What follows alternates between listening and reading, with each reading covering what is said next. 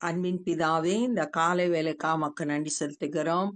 இந்த காலை வேளையில உம்முடைய சமூகத்துல கூடி வர கர்த்தர் கொடுத்த கிருபைக்கா உமக்கு நன்றி செலுத்துகிறோம். நீங்கள் கர்த்தரோடு இருந்தால் அவர் உங்களோடு இருப்பார் என்று சொன்ன வார்த்தையின்படி நாங்கள் எப்பொழுதும் உம்மோடு இருக்கவும், ஆண்டவரே நீர் எங்களோடு இருக்கவும் இந்த காலை வேளையில எங்களை அர்ப்பணிக்கிறோம். இந்த நாளின் வேத தியானத்தை எங்களுக்கு ஆசீர்வதித்து தாங்க. நீங்க எங்க கூட பேசுங்க. நேசிக்கிற இயேசு கிறிஸ்துவின் இனிய நாமத்தில் கேட்கிறோம் பிதாவே, ஆமென். யோவான் 15வது அதிகாரம் 20வது வசனம். ஊழியக்காரன் தன் எஜமானிலும் பெரியவன் அல்ல என்று நான் உங்களுக்கு சொன்ன வார்த்தையை நினைத்து கொள்ளுங்கள். இது எங்கு சொல்லப்பட்டது அப்படின்னு பார்த்தோம்னா, யோவான் 13வது அதிகாரம் 16வது வசனம். மெய்யாகவே மெய்யாகவே நான் உங்களுக்கு சொல்லுகிறேன், ஊழியக்காரன் தன் எஜமானிலும் பெரியவன் அல்ல அப்படின்னு சொல்லிட்டு அங்க இயேசு கிறிஸ்து சொன்ன வார்த்தைய திரும்பவுமா சொல்றார். நினைத்து கொள்ளுங்கள். யார் பெரியவன்? எஜமான் தான் பெரியவன், ஊழியக்காரன் பெரியவன் கிடையாது. அப்ப அவர்கள் என்னை துன்பப்படுத்தினதுண்டானால் உங்களையும் துன்பப்படுத்துவார்கள். அவர்கள் இங்க சொல்லி இருக்கிறது உலகத்தார், இயேசுவை ஏற்றுக்கொள்ளாத மக்கள் இயேசுவை துன்பப்படுத்தினாங்க. அப்படி துன்பப்படுத்தினதுனா உங்களையும் துன்பப்படுத்துவார்கள். இயேசுவை ஏற்றுக்கொண்டு அவருடைய சீஷர்களாய் இருக்கிற உங்களையும் துன்பப்படுத்துவார்கள் அப்படின்னு சொல்றார். அவர்கள் என் வசனத்தை கை கொண்டதுண்டானால் உங்கள் வசனத்தையும் கை கொள்ளுவார்கள். முதல்ல துன்பப்படுத்துறது ஏற்றுக்கொள்ளாதனால, இயேசுவை ஏற்றுக்கொள்ளாதனால துன்பப்படுத்துறாங்க. ஏற்றுக்கொண்டவங்க என்ன செய்வாங்கன்னா வசனத்தை கை கொள்ளுவாங்க. அவங்க இயேசுவோட வசனத்தை கை கொண்டா சீஷர்களாகிய உங்களோட வசனத்தையும் கேட்டு நடப்பாங்க அப்படின்னு சொல்ற. அவர்கள் என்னை அனுப்பினவரை அறியாதபடியினால் என் நாமத்தின் நிமித்தமே இவைகளெல்லாம் உங்களுக்கு செய்வார்கள்.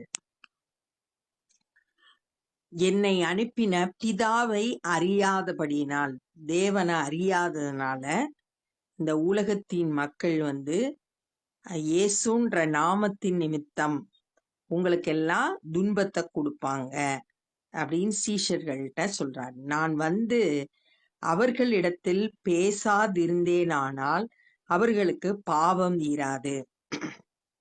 அவங்க கூட நான் பேசலைன்னா அவங்க தங்களுடைய பாவத்தை உணர மாட்டாங்க. நான் பாவம் செய்யல அப்படின்னு சொல்லுவாங்க.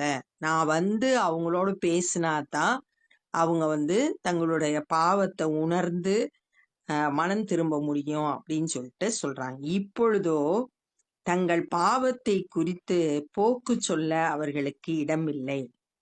இப்ப எந்த போக்கும் சொல்ல முடியாது. இதனாலதான் நான் இப்படி செஞ்சேன் அப்படின்னு காரணம் எதுவும் சொல்ல முடியாது. நான் அவங்க கூட பேசும்போது பாவ உணர்வடைவாங்க. அதுக்கு பாவத்தை குறித்து காரணம் சொல்ல முடியாது. ஆண்டவர் நம்மளோடு பேசும்போது நம்ம பாவ உணர்வடைந்து மனம் திரும்புவோம்.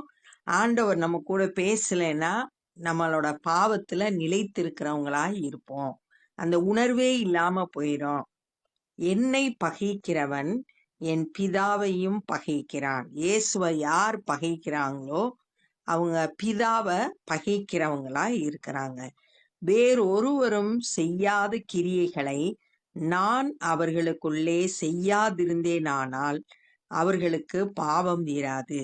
வேறொருவரும் செய்யாத கிரியை, யாரு செய்ய முடியாத காரியம் இயேசு மாத்திரம்தான் செய்ய முடியும். அப்படி செய்தா நாம் பாவ உணர்வு அடைய முடியும். பாவ உணர்வு அடைந்தாதான் அதுல இருந்து விடுதலைய பெற்றுக்கொள்ள முடியும். செய்யாதிருந்தேனானால் அவர்களுக்கு பாவம் இராது. இப்பொழுது அவர்கள் என்னையும் என் பிதாவையும் கண்டும் பகைத்தும் இருக்கிறார்கள். பாக்குறாங்க, இயேசுவை பாக்குறாங்க.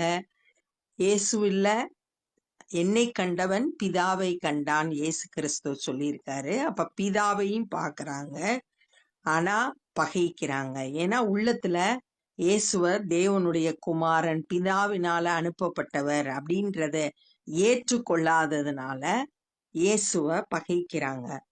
முகாந்திரம் இல்லாமல் என்னை பகைத்தார்கள் என்று அவர்களுடைய வேதத்தில் எழுதியிருக்கிற வாக்கியம் நிறைவேறும்படிக்கு இப்படி ஆயிற்று. ஏன் பகைக்கிறாங்க அப்படின்றதுக்கு வேத வாக்கியம் நிறைவேறும்படி, வேத வாக்கியம் எங்க சொல்லப்பட்டிருக்குன்னா சங்கீதம் 69வது அதிகாரம் 4வது வசனம். நிமித்தம் இல்லாமல் என்னை பகைக்கிறார்கள், பகைக்கிறவர்கள் என் தலைமயிரிலும் அதிகமாய் இருக்கிறார்கள் அப்படின்னு சொல்லிட்டு சொல்லப்பட்ட தாவீதோட சங்கீதத்துல தீர்க்க தரிசனமா சொல்லப்பட்ட இந்த வார்த்தை நிறைவேறும்படியா எந்த ஒரு காரணமும் இல்லாம இயேசுவ பகைத்தார்கள். வேத வாக்கியம் நிறைவேறும்படி இப்படி ஆயிற்று. பிதாவினிடத்திலிருந்து நான் உங்களுக்கு அனுப்ப போகிறவரும் பிதாவினிடத்திலிருந்து புறப்படுகிறவருமாகிய சத்திய ஆவியான தேற்றரவாளன் வரும்போது அவர் என்னை குறித்து சாட்சி கொடுப்பார். பிதாவினிடத்திலிருந்து இயேசு அனுப்ப போகிறவர்.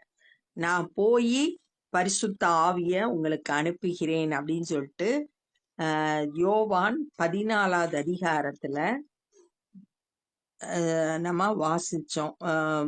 14வது அதிகாரத்துல 16வது வசனம். நான் பிதாவை வேண்டிக் கொள்ளுவேன், அப்பொழுது என்றென்றைக்கும் உங்களோடு கூட இருக்கும்படிக்கு சத்திய ஆவியாகிய வேறொரு தேற்றரவாளனை அவர் உங்களுக்கு தந்தருள்வார். யோவான் 14:16. அந்த சொல்லப்பட்டபடி பிதாவினால அனுப்ப போகிறவரும் பிதாவினிடத்திலிருந்து புறப்படுகிறவருமாகிய அந்த சத்திய ஆவியாகிய தேற்றரவாளன் பரிசுத்த ஆவியானவர் வரும்போது அவர் என்னை குறித்து சாட்சி கொடுப்பார். பரிசுத்த ஆவியானவர் இயேசுவை குறித்து சாட்சி கொடுப்பார். இந்த அனுபவத்தை அப்போஸ்தலர் 2வது அதிகாரத்துல சீசர்கள் மேல் வீட்டறையில காத்திருந்தாங்க. அப்ப பரிசுத்த ஆவியினால நிரப்பப்பட்டாங்க. அப்ப பரிசுத்த ஆவியானவர் அவங்களுக்குள்ள அவர் இயேசுவை குறித்து சாட்சி கொடுக்கிறவராய் இருந்தார். நீங்களும் ஆதி முதல் என்னுடன் கூட இருந்தபடியால், நீங்களும்ன்றது இங்க சீஷர்கள்ட்ட பேசிட்டு இருக்காங்க. ஆதி முதல் இருந்தே இயேசுவோடு கூட இருந்தவங்க இந்த சீஷர்கள் இருந்தபடியால் எனக்கு சாட்சிகளாய் இருப்பீர்கள். நீங்களும் எனக்கு சாட்சிகளாய் இருப்பீர்கள். ஏன்னா என் கூடயே இருந்ததுனால இந்த சீஷர்கள் இயேசு செய்கிறது எல்லாத்தையும் பார்த்துக்கிட்டு இருந்தாங்க. அவர் பேசினதை கேட்டாங்க, அவர் செய்த அற்புதங்கள் எல்லாம் பார்த்தாங்க. அதனால அவங்க சீஷர்கள் எல்லாம் அவருக்கு சாட்சிகளாய் இருப்பார்கள் அப்படின்னு சொல்லியிருக்கு. 1 யோவான் 1வது அதிகாரம் 1வது வசனம். ஆதி முதல் இருந்ததும் நாங்கள் கேட்டதும் எங்கள் கண்களாலே கண்டதும் நாங்கள் நோக்கி பார்த்ததும் எங்கள் கைகளினாலே தொட்டதுமாகி இருக்கிற ஜீவ வார்த்தையை குறித்து உங்களுக்கு அறிவிக்கிறோம். ஜீவ வார்த்தை இயேசு கிறிஸ்து ஆதி முதல் இருந்திருக்காரு. அவரை குறிச்சு நாங்க கேட்டோம், கண்ணால பார்த்தோம், அவரை நோக்கி பார்த்தோம், எங்க கைகளால அவரை தொட்டு பார்த்தோம். ஏன்னா அவர் மாம்சத்துல வந்தாரு, அந்த உலகத்துக்கு வந்தப்போ தொட்டு பார்த்தோம். அப்படிப்பட்ட ஜீவ வார்த்தையை குறித்து அறிவிக்கிறோம். இவங்க கூடயே இருந்ததுனால இயேசுவுக்கு சாட்சியா இருக்காங்க. நம்மளும் கூட இயேசுவ அறிந்தவர்களா அவரோடு கூட இருக்கிறவர்களா இருக்கும்போது நம்ம அவருக்கு இந்த உலகத்துல ஒரு சாட்சிகளா இருக்கிறோம். நம்ம பார்க்கிற ஒவ்வொருவரும் இயேசுவை பார்க்கணும். நம்மளோட பேச்சு, நம்மளோட நடத்தை, நம்மளோட சிந்தனை, செயல் எல்லாவற்றிலும் இயேசு வெளிப்படணும். நம்ம அவருக்கு சாட்சியா இருக்கணும். அப்ப இந்த நாள்ல நம்ம என்ன கற்றுக்கொண்டோம் அப்படின்னா, ஊழியக்காரன் எஜமான விட பெரியவன் கிடையாது. அப்ப நம்ம இயேசுவை விட பெரியவங்க கிடையாது. இயேசு எப்படி துன்பப்பட்டாரோ அது போல நீங்களும் துன்பப்படணும் அப்படின்னு சொல்லிட்டு சொல்லப்பட்டதை பார்த்தோம். இயேசுவை ஏற்றுக்கொண்டாங்கன்னா உங்களுடைய வசனத்தையும் ஏற்றுக்கொள்வார்கள். அவங்க பிதாவை அறியாதனால இயேசுன்ற நாமத்தினால இதெல்லாம் செய்யறாங்க. நான் அவங்க கூட பேசும்போது அவங்களுடைய பாவத்தை உணர்ந்து கொள்ளுவாங்க. அப்புறம் பாவத்துக்கு போக்கு சொல்ல முடியாது. அப்படி போக்கு சொல்றதுக்கு இடம் இல்லை. அவங்க இயேசுவை பகைக்கிறதுக்கு முன்பாகவே பிதாவை என்ன செய்யறாங்கன்னா பகைக்கிறாங்க. இயேசுவை பகைக்கிறவன் பிதாவை பகைக்கிறான். இயேசுவை அனுப்புற பிதாவை பகைக்கிறான். நான் வேறு ஒருவரும் செய்யாத கிரியை நான் செய்தேனானால் அவங்களுக்குள்ள பாவம் இராது. என்னையும் பிதாவையும் கண்டும் பகைக்கிறாங்க, காரணம் இல்லாம பகைக்கிறாங்க அப்படின்ற வேத வசனம் நிறைவேறும்படி இதெல்லாம் நடக்குது. பிதாவினிடத்திலிருந்து இயேசு அனுப்ப போகிற பிதாவினிடத்திலிருந்து புறப்படுகிற அந்த சத்திய ஆவியாகிய தேற்றரவாளன் பரிசுத்த ஆவியானவர் வரும்போது இயேசுவை குறித்து உங்களுக்கு சாட்சி கொடுப்பாரு. நீங்க சீஷர்களை பார்த்து சொல்றாங்க, என் கூட இருக்கிறதுனால, ஆதி முதல் என் கூட இருக்கிறதுனால எனக்கு சாட்சிகளாய் இருப்பீர்கள் அப்படின்னு சொன்னதை தியானிச்சோம். நம்ம ஒவ்வொருவரும் இயேசுவுக்கு சாட்சியா இந்த உலகத்துல வாழணும். எத்தனை இயேசுவின் நிமித்தம் எத்தனை கஷ்டங்கள் வந்தாலும் அவர் நம்ம கூட இருந்து எல்லாவற்றிலும் ஜெயம் எடுக்க அவர் நமக்கு உதவி செய்வார்.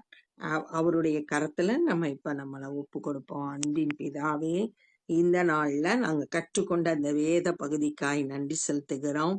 ஆண்டவரே, துதிக்கிறோம், ஸ்தோத்திரிக்கிறோம். ஆண்டவரே, நாங்களும் உம்மோடு இருக்கிறவர்களாய் ஆண்டவரே எப்பொழுதும் உம்மோடு இருக்க எங்களுக்கு உதவி செய்யுங்க.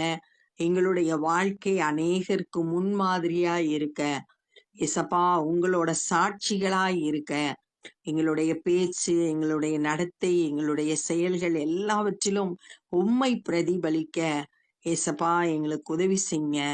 ஆண்டவரே, எங்களுடைய பலவீனங்கள்ல உம்முடைய பலன் பூரணமாய் காணப்படட்டும்.